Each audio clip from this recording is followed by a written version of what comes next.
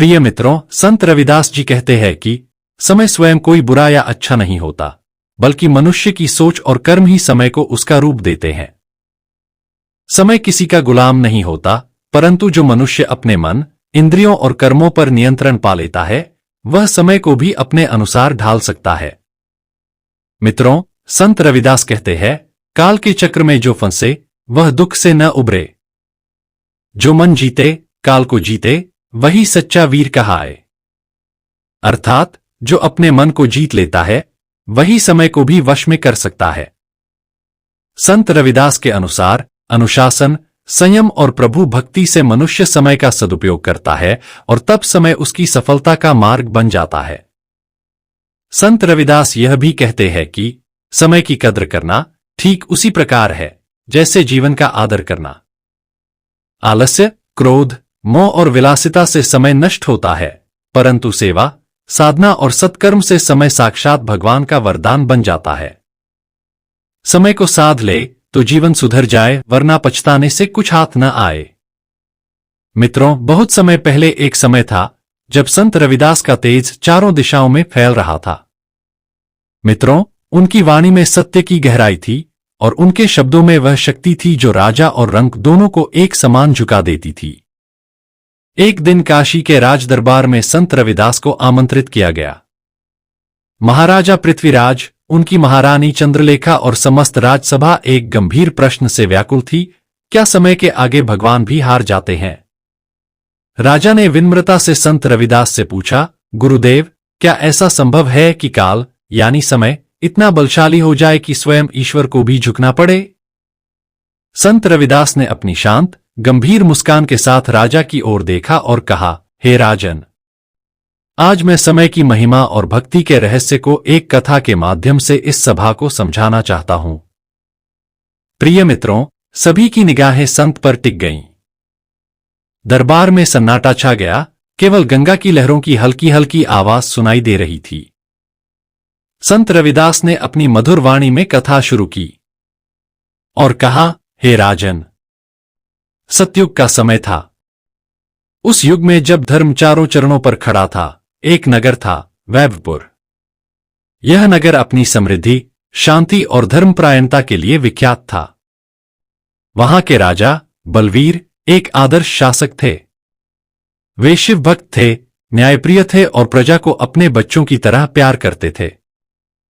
प्रिय मित्रों, हर सुबह राजा शिवलिंग पर बेलपत्र चढ़ाते, गरीबों को अन्न दान देते और सायंकाल वेद पुराणों का अध्ययन करते। उनकी रानी संध्या सुंदर, विदुषी और तपस्विनी थी। उनके राज्य में कोई भूखा नहीं सोता था, कोई दुखी नहीं रहता था। लेकिन इस सुखी राज्य में एकमात्र कमी थी, संतान की कमी। राजा और रानी ने वर्षों तक व्रत, हवन, यज्ञ और तप किए, परंतु उनकी गोद सूनी रही। उनकी प्रजा भी इस बात से दुखी थी, क्योंकि वे अपने प्रिय राजा के लिए एक उत्तराधिकारी चाहते थे। एक दिन जब सूर्यास्त हो रहा था और गंगा के तट पर दीपों की रोशनी वैभवपुर को स्वर्णिम बना रही थी, एक वृद्ध तपस्वी राजमहल के द्वार पर आए। उनकी आंखों में गहन ज्ञान की चमक थी और उनकी देह से एक अलौकिक तेज निकल रहा था। मित्रों, तपस्वी को देखकर राजा बलवीर और रानी संध्या ने उनका स्वागत किया। तपस्वी ने गंभीर स्वर में कहा, राजा, तुम्हारा भाग्य प्रबल है, तुम्हारी भक्ति सच्ची है, परंतु समय ने तुम्हारे भाग्य को बांध रखा है। एक पुत्र तुम्हें अवश्य प्राप्त होगा, लेकिन वह तुम्हारे भाग्य से नहीं, काल के विधान से आएगा। राजा ने विनम्रता से पूछा, गुरुदेव, क्या समय भाग्य से भी बलवान है? तपस्वी ने एक गहरी सांस ली और बोले, राजन, भाग्य समय के गर्भ से जन्म लेता है। स्वयं देवता भी समय के नियमों से बंधे हैं। समय वह धुरी है जिसके चारों ओर यह सृष्टि नाचती है। उन्होंने राजा को एक मंत्र दिया और कहा, 7 दिवसीय पूजा करो। 7वें दिन तुम्हें पुत्र रत्न की प्राप्ति होगी। लेकिन याद रखना, उसका जीवन समय के रहस्यों से बंधा होगा। मित्रों, राजा और रानी ने तपस्वी के निर्देशानुसार पूजा शुरू की।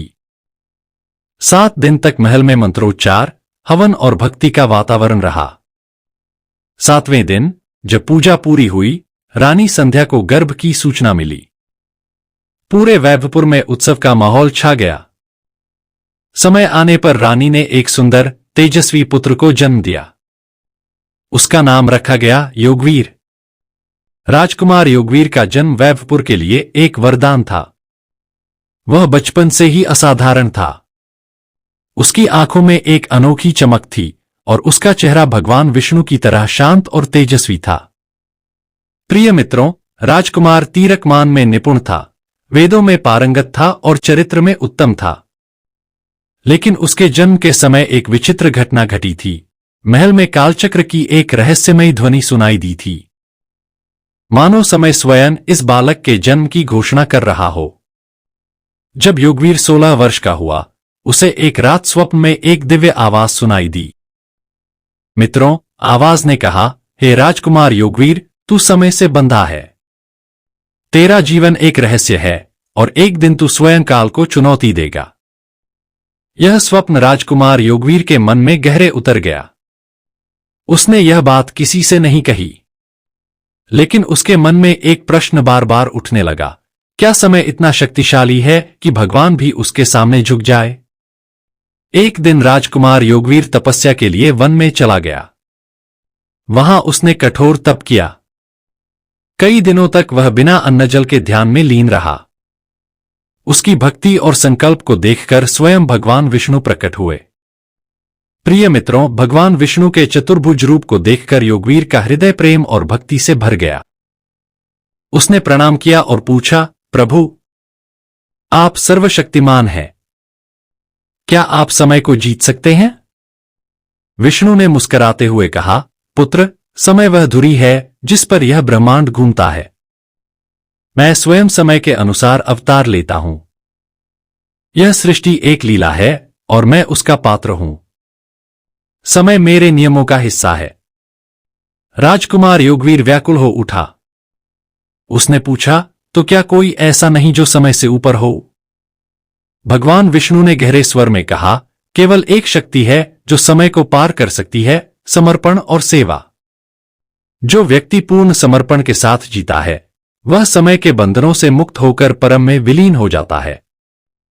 राजकुमार योगवीर ने यह बात अपने हृदय में बिठा ली, लेकिन उसका मन अभी भी समय के रहस्य को पूरी तरह समझना चाहता था। प्रिय मित्रों, जब राजकुमार योगवीर 21 वर्ष का हुआ, वैभवपुर पर एक भयंकर संकट आया। एक राक्षस, कालकेतु, ने राज्य पर आक्रमण कर दिया। उसकी शक्ति थी समय को रोक देना। जहां वह जाता, वहां वर्षों का समय कुछ ही क्षणों में बीत जाता। उसकी तलवार से निकलने वाली किरणें योद्धाओं को मूर्तिवत कर देती थीं।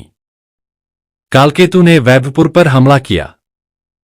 राजा बलवीर ने अपनी सेना के साथ उसका मुकाबला किया, लेकिन कालकेतु की शक्ति के सामने वे असहाय थे। युद्ध में राजा बलवीर मारा गया। रानी संध्या और प्रजा में हाहाकार मच गया। राजकुमार योगवीर ने संकल्प लिया कि वह कालकेतु का अंत करेगा, लेकिन वह समझ गया कि यह युद्ध केवल तलवारों से नहीं जीता जा सकता।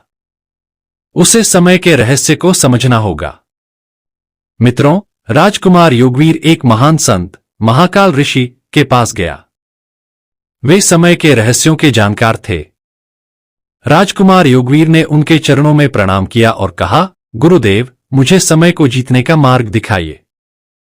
महाकाल ऋषि ने कहा, पुत्र, समय को केवल वही जीत सकता है जो उसे समझता है। समय की 3 धाराएं हैं, भूत, वर्तमान और भविष्य। जो व्यक्ति वर्तमान में पूर्ण समर्पण के साथ जीता है, वही समय के बंधनों से मुक्त हो सकता है। ऋषि महाकाल ने राजकुमार योगवीर को 3 कठिन परीक्षाओं में डाला। पहली परीक्षा भूतकाल। राजकुमार योगवीर को अपने पिता की मृत्यु का दृश्य दिखाया गया।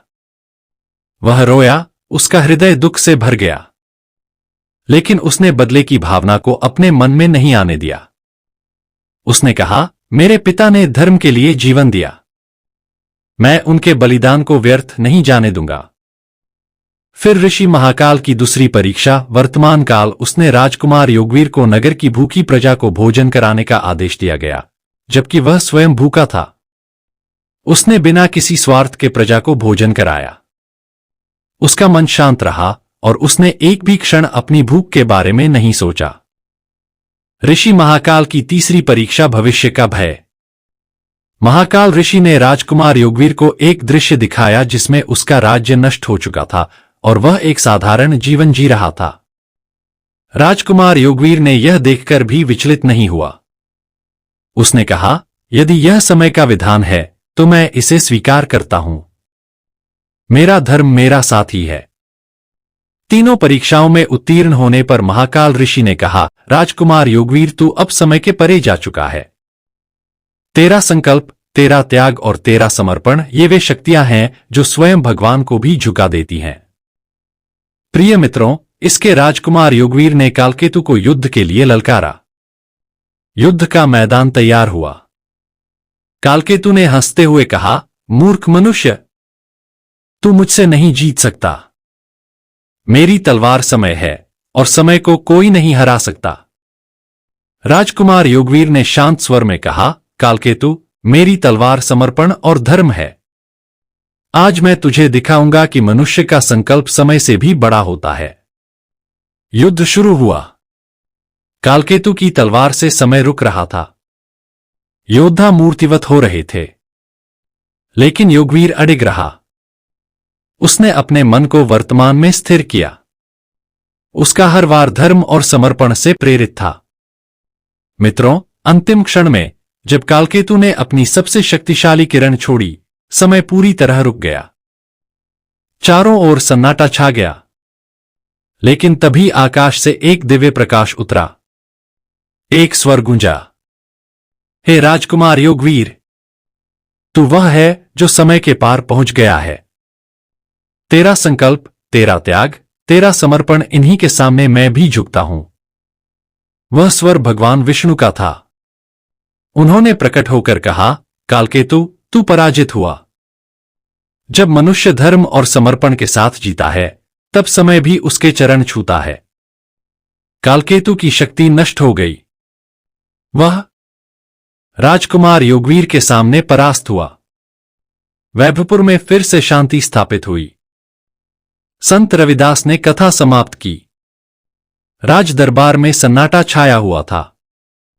राजा पृथ्वीराज की आंखें नम थीं। उन्होंने कहा, गुरुदेव, आपने समय और भगवान और मनुष्य के बीच का गूढ़ रहस्य समझा दिया।